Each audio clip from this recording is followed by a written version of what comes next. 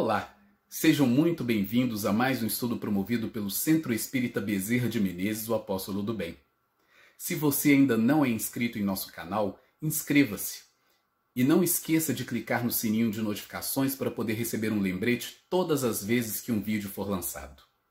Se puder também, compartilhe este vídeo e todos os demais vídeos com seus amigos e familiares que possam se beneficiar dos estudos que têm sido feitos pela casa. Muito obrigado e que Jesus abençoe a todos. Sermão do Monte.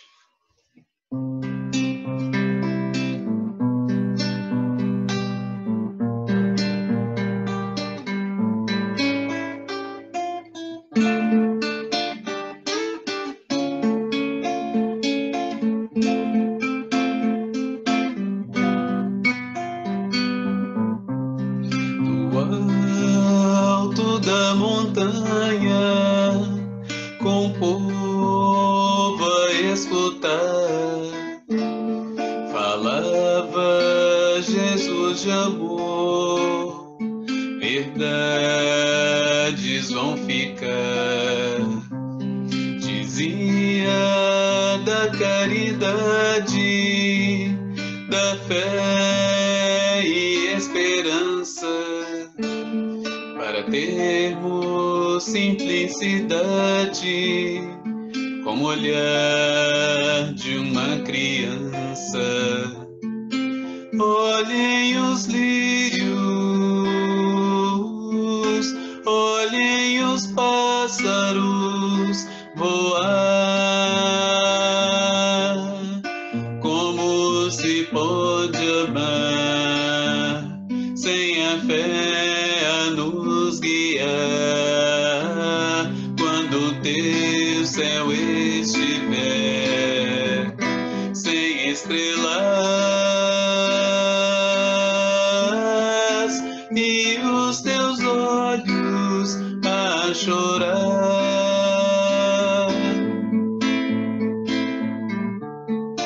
Não está sozinho, boa nova é tempo de amar.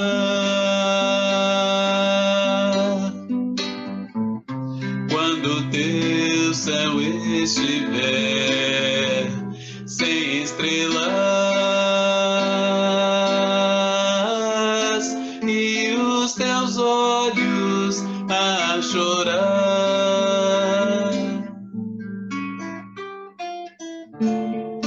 Não está sozinho, boa nova é tempo de amar.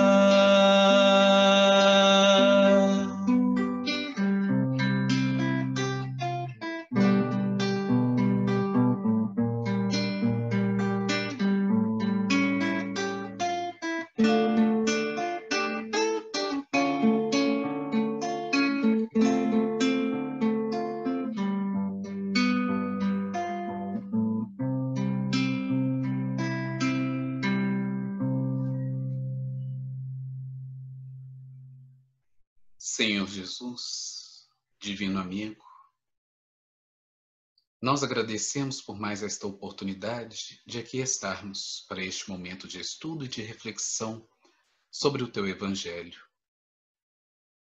Possamos, elevando os nossos pensamentos, os nossos sentimentos, atrairmos para junto de nós os amigos espirituais e benfeitores de Tua obra incessante, a nos auxiliar o raciocínio, a nos auxiliar o sentimento, a fim de que possamos compreender melhor as Tuas palavras.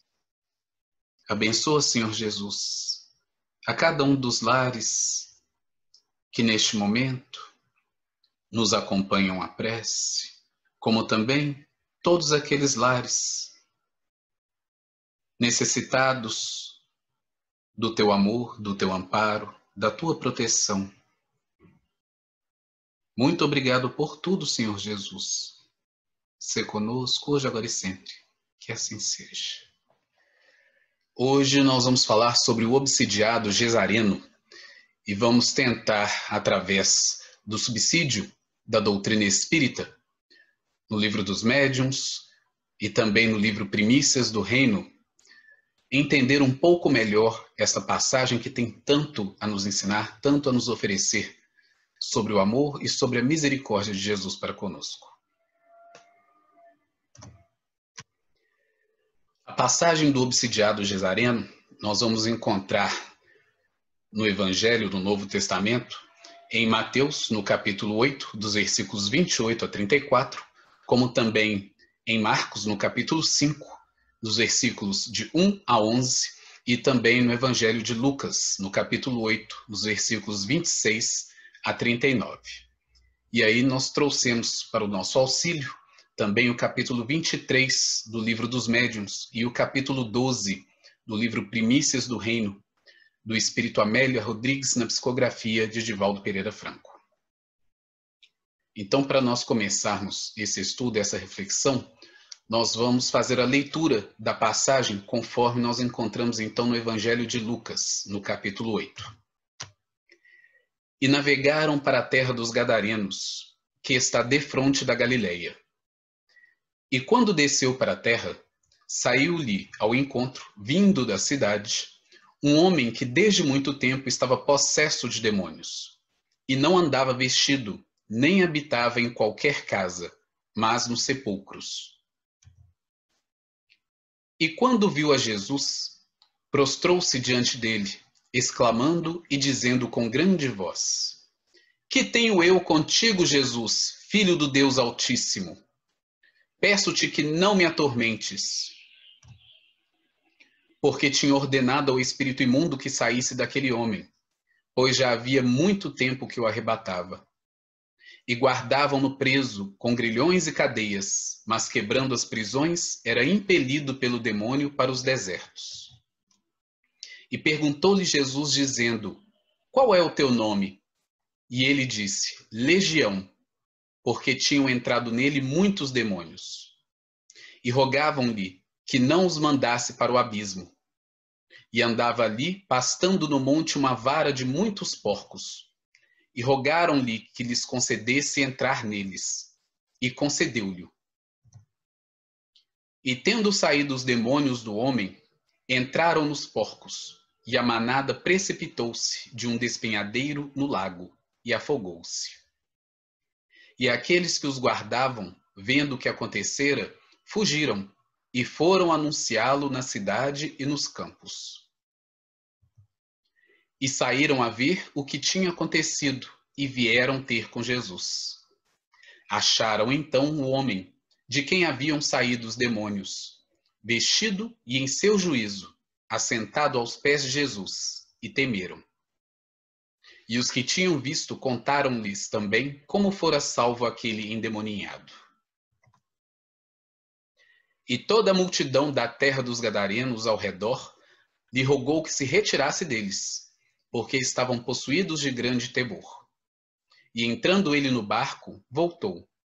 E aquele homem, de quem haviam saído os demônios, rogou-lhe que o deixasse estar com ele. Mas Jesus o despediu, dizendo: Torna para tua casa, e conta quão grandes coisas te fez Deus.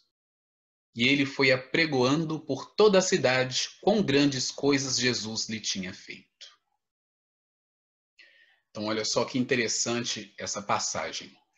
E quantas figuras nós vamos encontrar aqui também sobre a questão dos possessos, sobre a questão, então, dos demônios, da legião, dos porcos. E então nós vamos tentar, com o subsídio da doutrina espírita, entender melhor esses detalhes nessa passagem. Não vamos nos ater aqui a cada um dos versículos em específico, mas seria possível fazer uma análise profunda sobre cada uma delas, porque sempre há inúmeros conhecimentos em toda a passagem que nós encontramos no Evangelho, assim como em todas as parábolas. Mas nós vamos aqui àqueles pontos principais que normalmente mais deixam dúvidas quando alguém encontra essa passagem pela primeira vez. Primeiramente, nós queremos mostrar aí, e aí nós vamos aqui com o mouse circundar esta região da qual a passagem nos fala. Está aqui onde Jesus, então, está fazendo a travessia com os discípulos no barco, o lago de Tiberíades, conhecido também como Mar da Galileia, que nós vamos encontrar aí ao longo de todo o Evangelho as referências a esta locação. Aqui estão as cidades de Cafarnaum, Tiberíades, Nazaré, e aqui está a região de Decápolis, que nós vamos falar daqui a pouco, e é onde está essa região da qual fala a passagem, né, dos Gadarenos, mais ou menos aqui. Então vamos começar aí, né, por este ponto, da obsessão, subjugação. E lá no livro dos médiuns nós vamos encontrar o seguinte: a subjugação é uma constrição que paralisa a vontade daquele que a sofre e o faz agir a seu mau grado. Numa palavra, o paciente fica sob um verdadeiro jugo. Dava-se outrora o nome de possessão ao império exercido por maus espíritos, quando a influência deles ia até a aberração das faculdades da vítima. A possessão seria para nós sinônimo de subjugação. Por dois motivos deixamos de adotar esse termo, né, o termo de possessão. Primeiro, porque implica a crença de seres criados para o mal e perpetuamente votados ao mal, enquanto que não há senão seres mais ou menos imperfeitos, os quais todos podem melhorar-se. Segundo, porque implica igualmente a ideia do apoderamento de um corpo por um espírito estranho, de uma espécie de coabitação, ao passo que o que há é apenas constrangimento. A palavra subjugação exprime perfeitamente a ideia. Assim, para nós, não há possessos, no sentido vulgar do termo. Há somente obsidiados, subjugados e fascinados. Então, aqui, no livro dos médiuns, no capítulo 23, nos itens 240, 241 e 251, que nós já vamos ler em seguida, está falando exatamente sobre este tipo de obsessão. No livro dos médiuns, nós vamos então encontrar essa classificação da obsessão em três tipos, né? A obsessão simples, a obsessão de fascinação e a subjugação. E no caso da passagem em questão, nós vamos encontrar então este homem passando pela dolorosa obsessão de subjugação, que é como então o livro nos explica. E àquela época, obviamente, tinha essa crença de possessão. Jesus fez este trabalho de misericórdia e amor, afastando muitos espíritos obsessores das suas vítimas.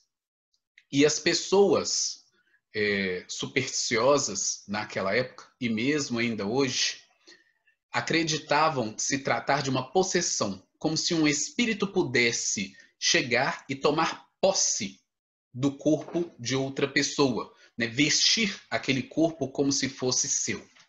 Então, a doutrina espírita e o livro dos médiuns, nesse particular, vem nos ensinar que não há possessão nesse sentido vulgar como nós entendíamos, e especialmente como entendiam as pessoas à época de Jesus.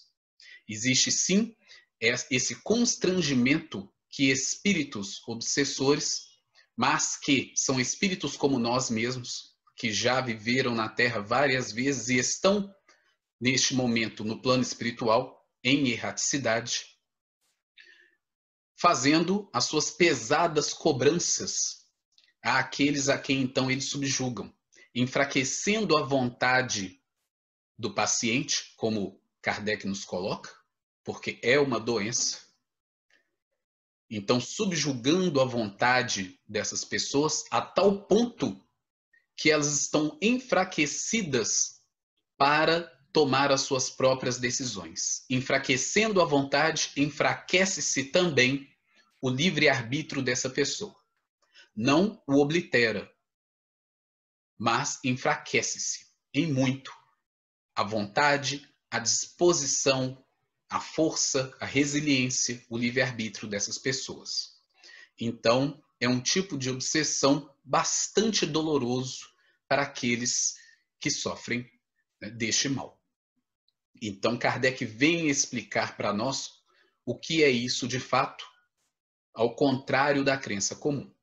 Não pode haver uma possessão, alguém chegar e tomar ou vestir o seu corpo como se fosse dele.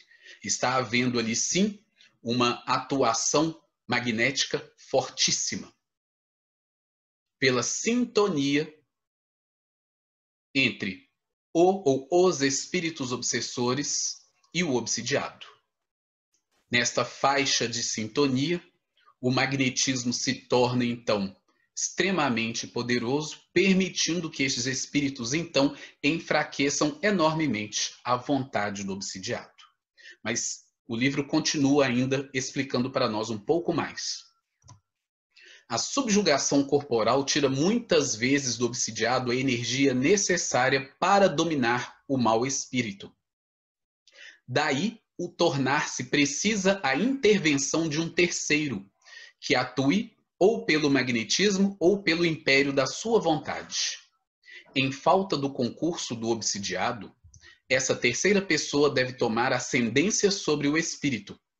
Porém, como essa ascendência só pode ser moral, só a um ser moralmente superior ao espírito é dado assumi-lo e seu poder será tanto maior quanto maior for a sua superioridade moral. Porque então se impõe àquele que se vê forçado a inclinar-se diante dele. Por isso é que Jesus tinha tão grande poder para expulsar o que naquela época se chamava demônio, isto é, os maus espíritos obsessores. Então, olha aí o esclarecimento do Livro dos Médiuns, nos lançando uma luz sobre essa passagem, sobre a situação na qual aquele homem se encontrava em relação aos espíritos que o obsidiavam.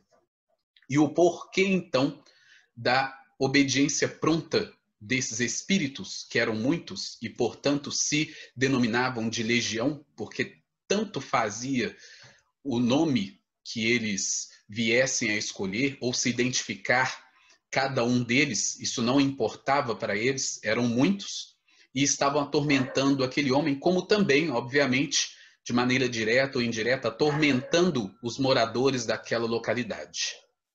Então, por serem muitos, um deles se prontificou a conversar com o mestre, travar aquele diálogo que nós lemos e se identificar então como legião, porque eram muitos. Mas observe aí que estamos tratando da ascendência moral desta terceira pessoa, então, que pode, em todos os casos, atuar intervindo no auxílio do espírito obsessor e do obsidiado. Por que em auxílio do espírito obsessor? Porque nós não devemos nos esquecer nunca de que um espírito obsessor ou espíritos obsessores são espíritos como nós, filhos de Deus, nossos irmãos, e que, portanto, igualmente merecem todo o amor, toda a caridade e toda a misericórdia de nossa parte.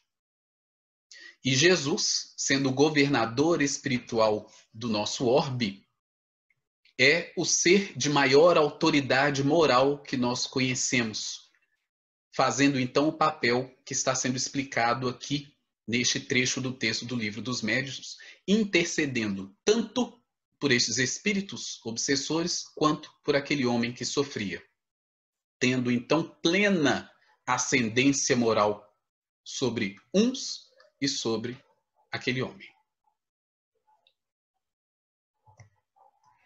Então vamos refletir um pouco sobre a ação de Jesus, ou seja, a sua misericórdia e as lições, ou algumas das lições que ele deixa para nós nesta passagem.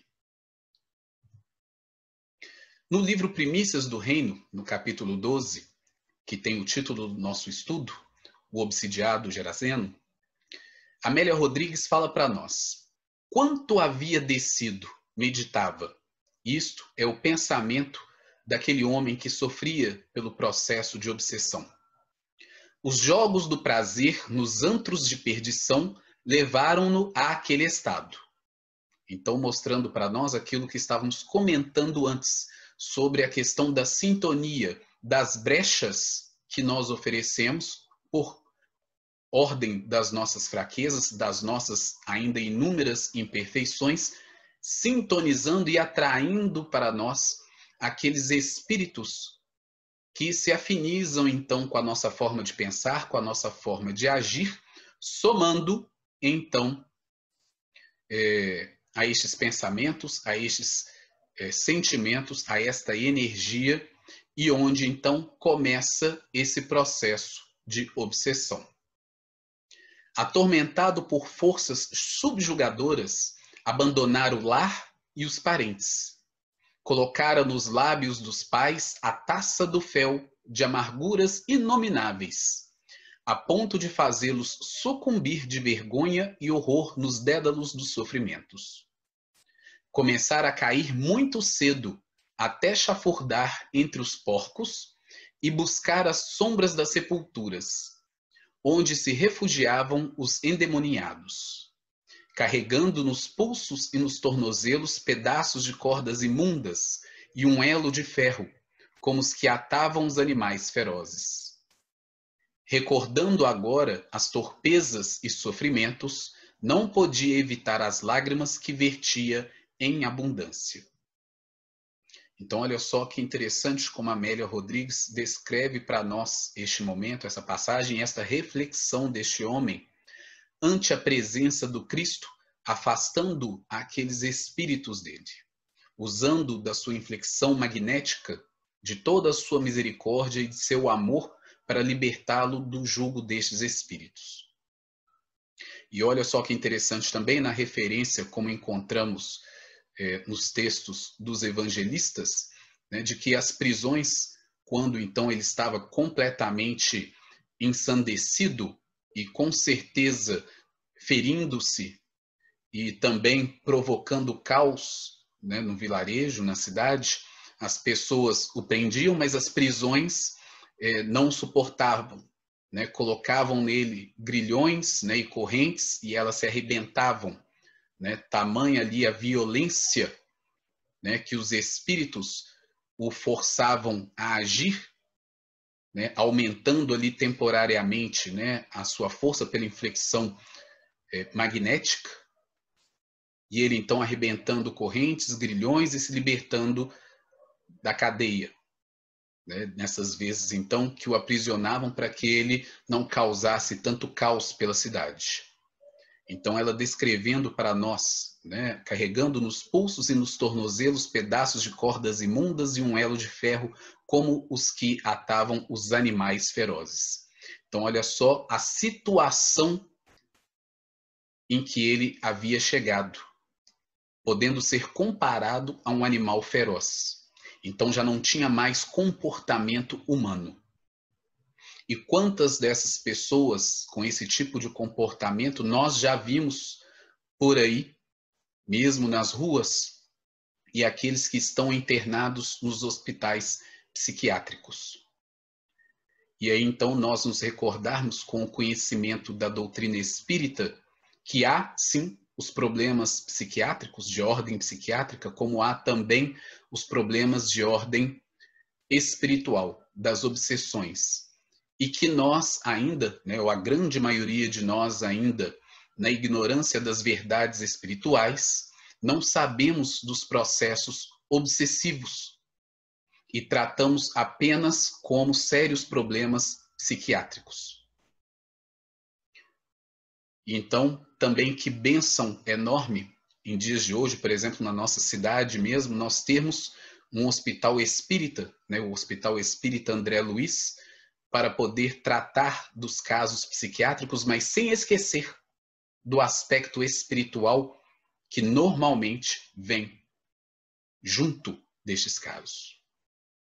Mas Jesus, que já sabia de todas essas coisas e estava aqui para nos abrir os olhos, para nos revelar a verdade, já estava ali aproveitando deste momento para nos dar estas lições imperecíveis. E aí nós podemos nos perguntar, Por que Jesus atendeu à súplica daqueles espíritos?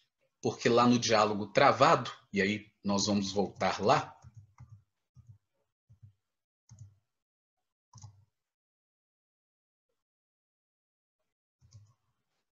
olha só. E perguntou-lhe Jesus dizendo, qual é o teu nome? E ele disse, Legião, porque tinham entrado nele muitos demônios. E rogavam-lhe para que os não mandasse para o abismo. E andava ali pastando no monte uma vara de muitos porcos. E rogaram-lhe que lhes concedesse entrar neles, e concedeu-lhe. E tendo saído os demônios do homem, entraram nos porcos, e a manada precipitou-se de um despenhadeiro no lago, e afogou-se. Então aí, esse processo do diálogo de Jesus com os espíritos e o que aconteceu. Então nós podemos nos perguntar por que Jesus atendeu a essa súplica destes espíritos. Primeiramente, a compaixão infinita de Jesus. Não só pelo homem que estava sendo obsidiado, mas como também já o dissemos, pelos espíritos obsessores, uma vez que também são filhos de Deus, imperfeitos como nós, necessitados de entendimento, de misericórdia, de caridade, de amor. E Jesus, sempre que atendia alguém, estava atendendo a todos os lados daquela história ao mesmo tempo, nos dando então uma preciosa lição de verdadeira caridade, que no Livro dos Espíritos, o Espírito de Verdade nos esclarece que a caridade, conforme Jesus a entendia, significa benevolência para com todos, indulgência para com as imperfeições alheias, perdão das ofensas. Então, olha só como isso é grandioso. Então, primeiramente, compaixão, tanto do homem quanto dos espíritos que o estavam subjugando. O mestre é chamado pelo nome. Lá no diálogo, aquele que veio falar em nome de todos os espíritos obsessores, né, se intitula Legião, mas logo que vem Jesus, logo no início do diálogo, eles se referem a Jesus pelo nome, ou seja, eles o conheciam. Eles o identificaram como sendo o Filho do Deus Altíssimo. Eles sabiam quem era Jesus. Então, essa forma como eles trataram o mestre indica o respeito e submissão à sua autoridade moral. E eles, então, entendem a compaixão de Jesus para com eles, reconhecendo Jesus por aquilo que ele era. Então, esse é um dos motivos que nós podemos levantar. Um outro motivo. Os porcos foram ali usados como uma preciosa lição didática por Jesus. Jesus não perdia oportunidade de ensinamento. O tempo inteiro em que Jesus estava atuando em suas pregações, nas suas viagens, nas suas andanças, fosse com quem fosse que ele encontrasse, ele aproveitava daquela oportunidade para nos dar preciosas lições. Então, um outro motivo que nós podemos pensar é este uso didático que ele se aproveitou ali no momento, utilizando dos porcos que ali estavam. Se não me engano, é no Evangelho de Mateus, que fala que eram aproximadamente 2.000 porcos. Olha a quantidade de animais ali naquele momento. Os gerazenos e os romanos, dominadores da região, não seguiam as regras dos judeus, os quais não se alimentavam de carne de porco por considerarem sua carne impura, seguindo as recomendações de Moisés no Levítico.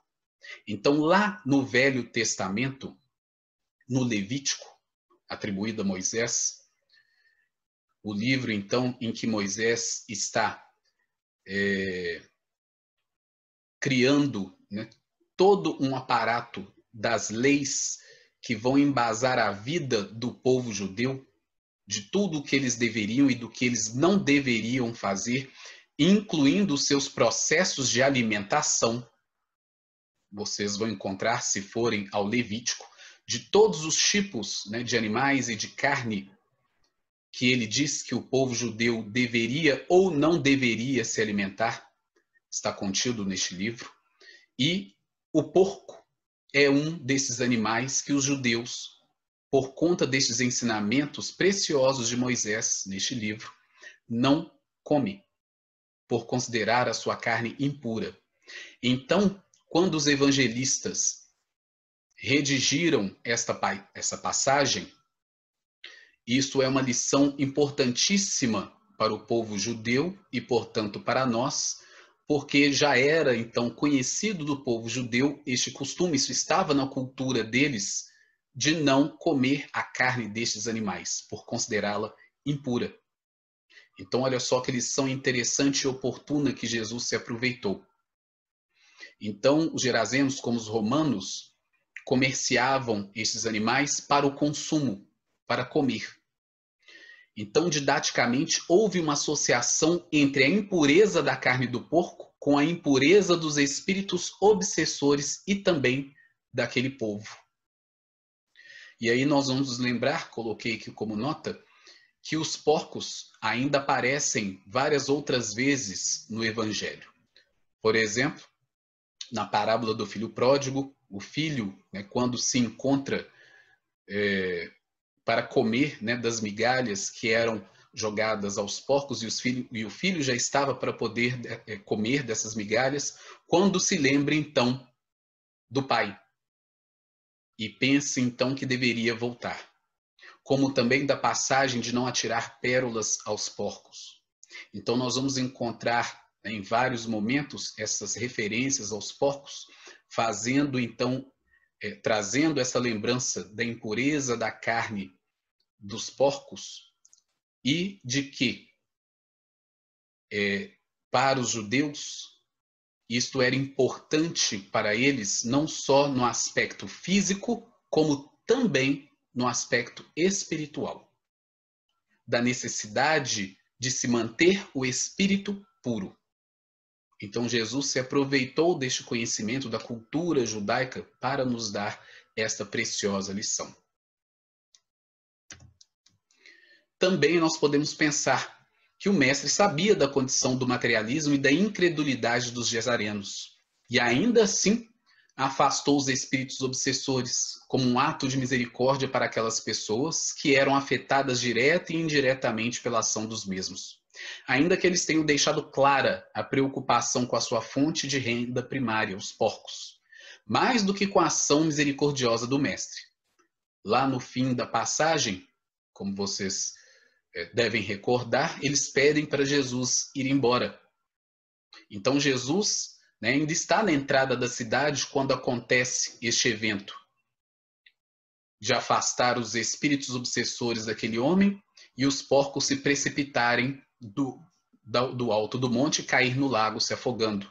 Jesus não chegou a adentrar a cidade, como normalmente ele fazia nas cidades pelas quais ele passava, adentrava, e onde nós vamos encontrar inúmeras outras passagens, né, dos encontros que ele teve com tantas pessoas e tantas outras lições que ele nos deixou depois de ter adentrado essas cidades. Nessa cidade ele sequer pôde adentrar.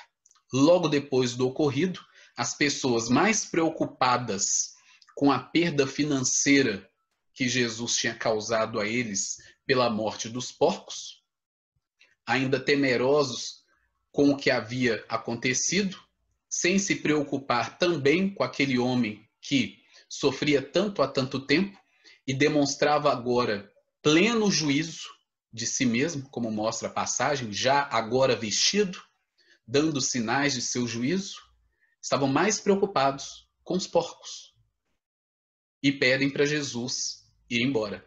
Então Jesus nem teve a capacidade de entrar na cidade para poder pregar, para poder falar do evangelho, talvez, quem sabe, curar outras pessoas, como normalmente acontecia.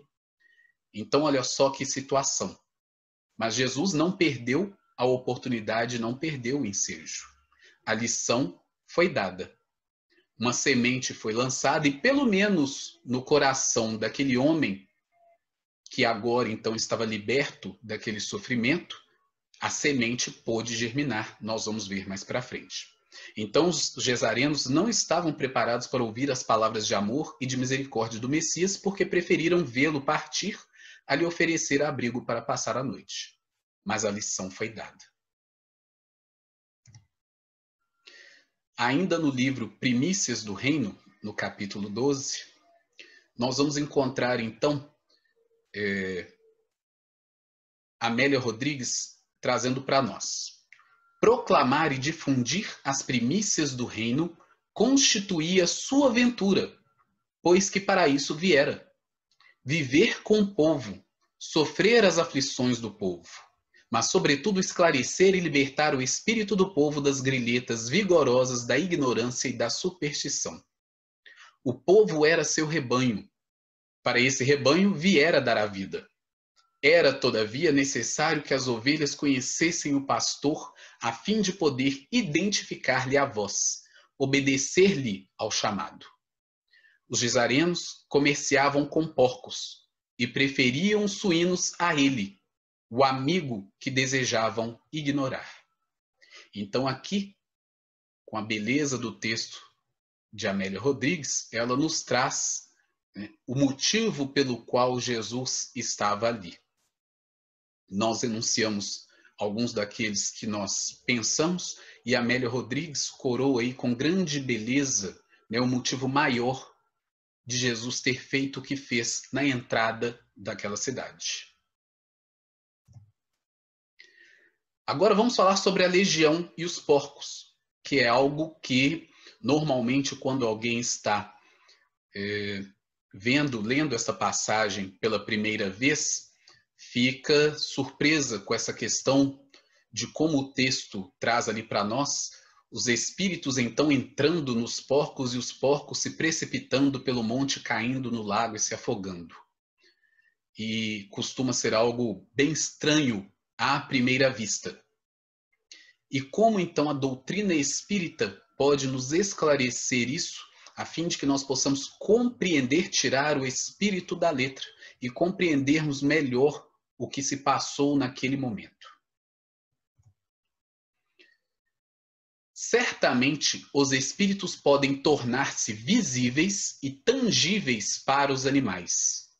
Muitas vezes tomados de súbito por esse pavor, que vos parece infundado, e é causado pela vista de um ou vários desses espíritos mal intencionados para com os indivíduos presentes ou para os donos desses animais.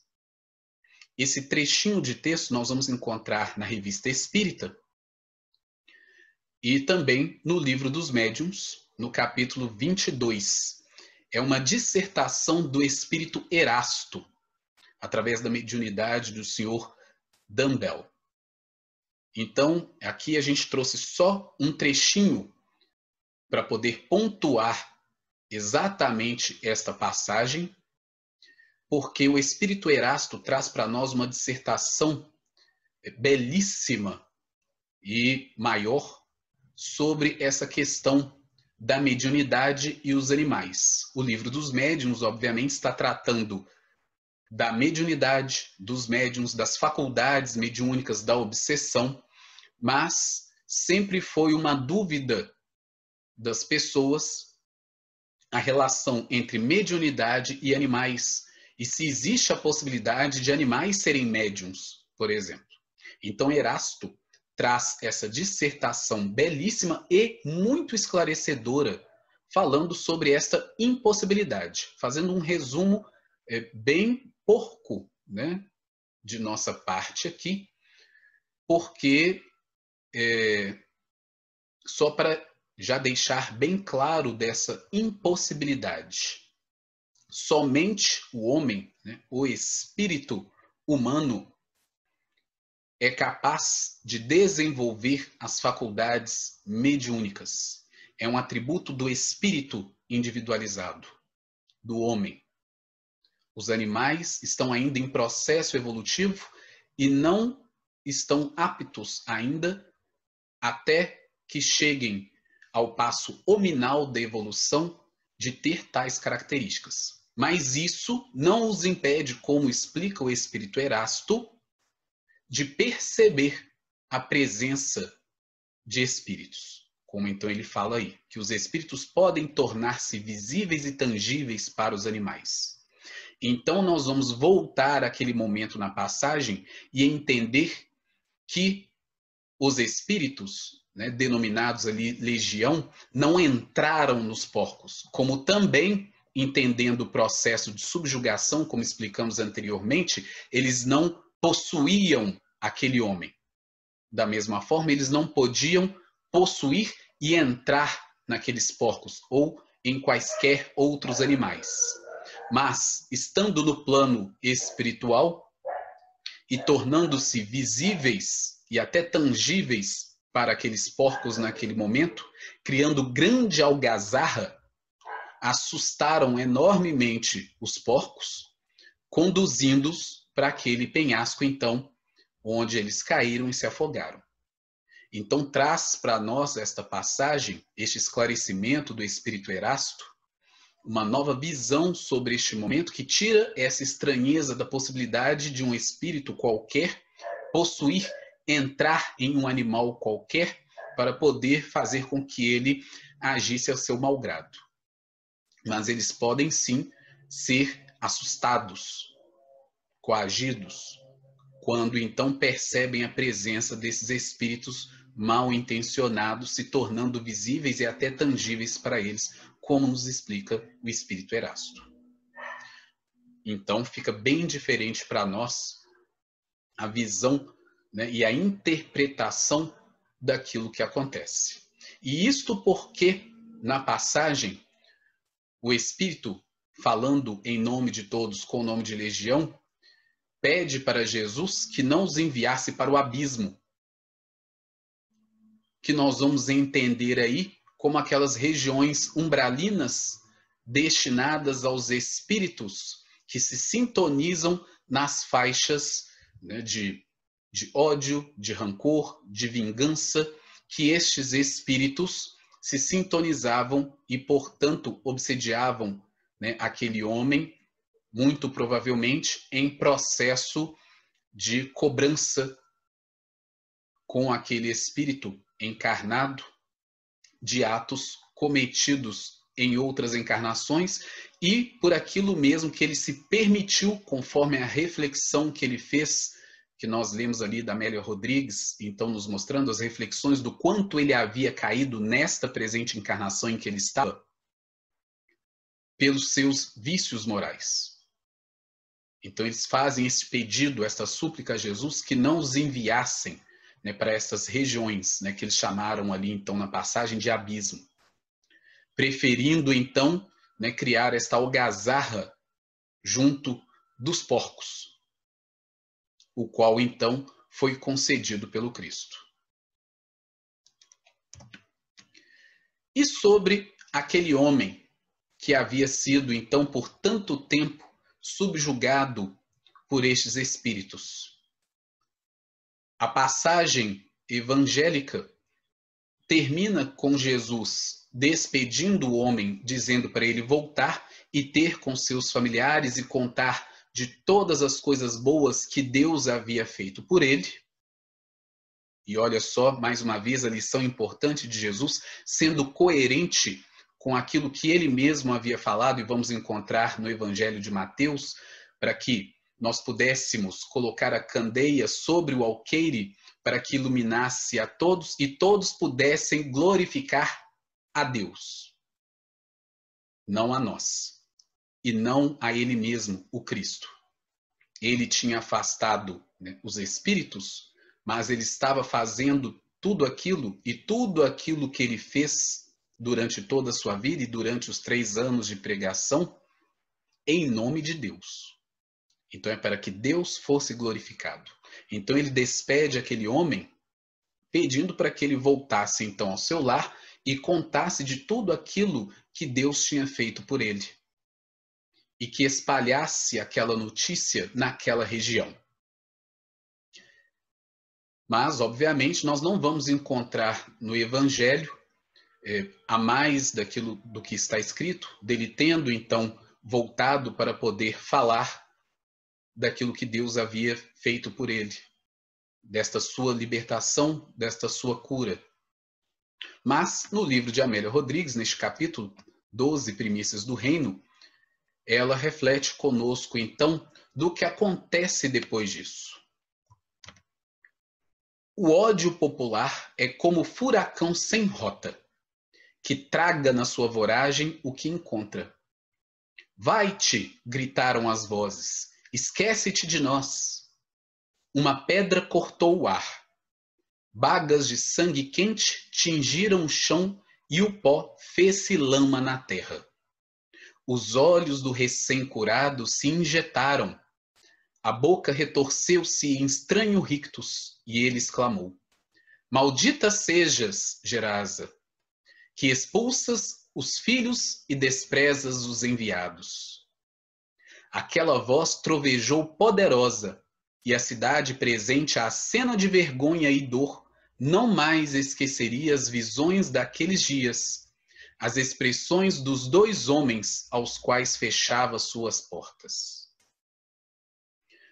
Então, neste trecho aqui, Amélia Rodrigues está contando de como foi a reação das pessoas na cidade quando ele, então, começou a tentar falar do que havia acontecido.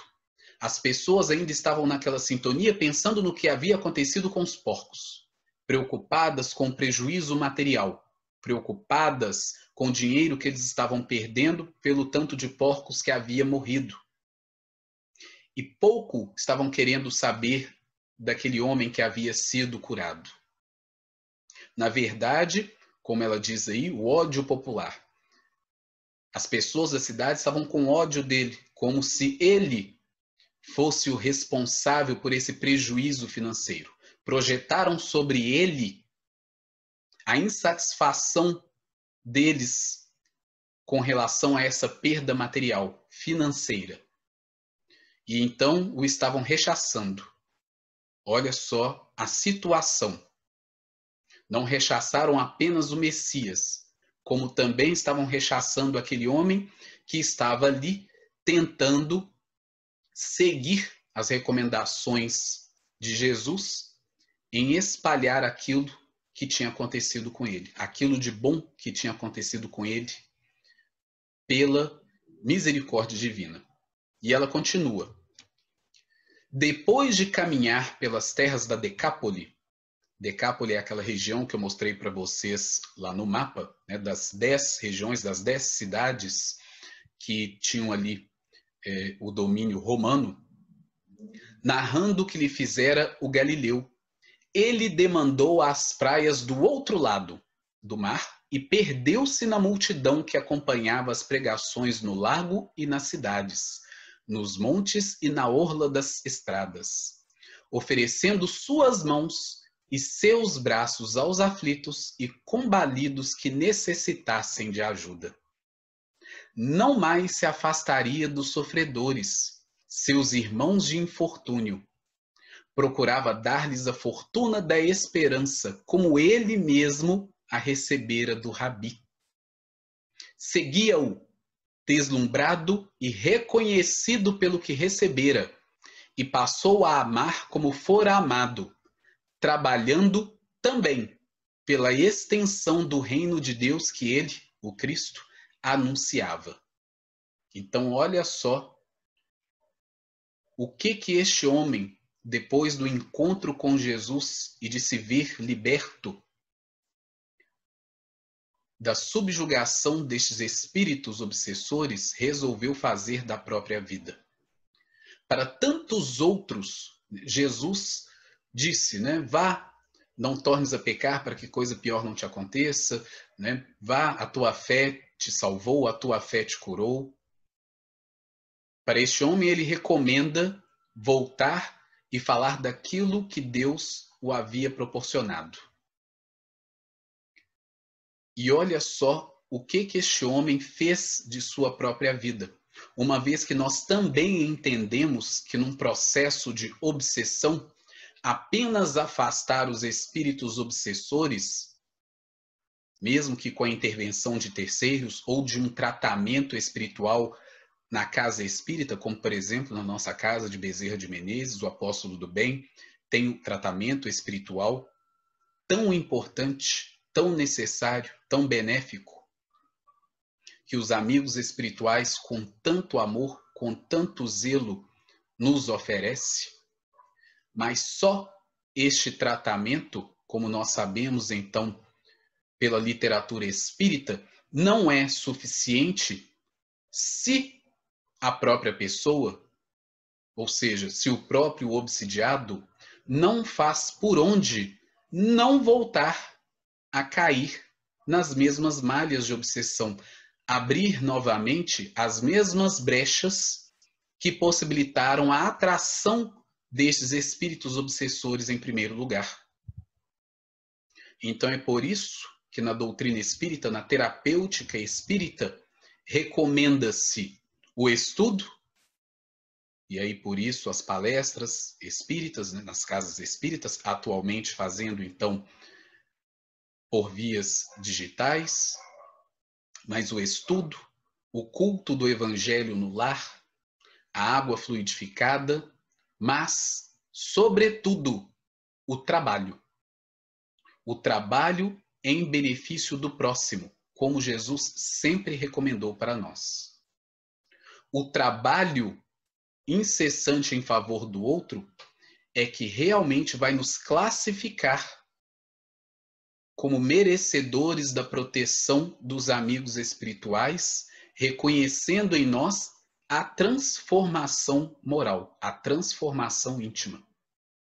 Porque o trabalho em favor do outro nos coloca em zonas mentais e do coração muito diferentes daquela em que transitamos num processo de obsessão.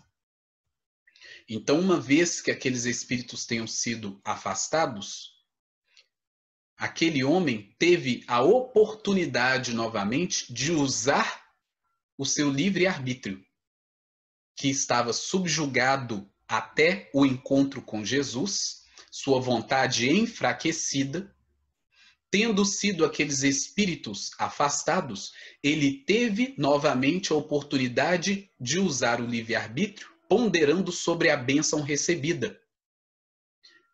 E, ponderando corretamente, como nós podemos observar, ele fez a escolha de trabalhar em favor de outros como ele mesmo, que também estavam sofrendo, de levar aos outros aquilo que Jesus havia trazido a ele.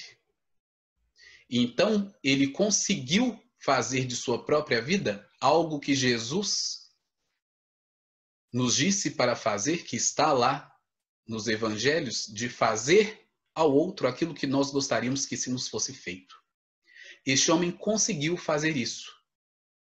Jesus, então, usando de sua ascendência moral, como está no livro dos médiuns, sobre a ação de um terceiro com ascendência moral para afastar os maus espíritos, o que normalmente então acontece nos tratamentos espirituais das casas espíritas sérias, como a casa de Bezerra de Menezes, de que isso possa acontecer, desse afastamento temporário desses espíritos que estão ali obsediando alguém.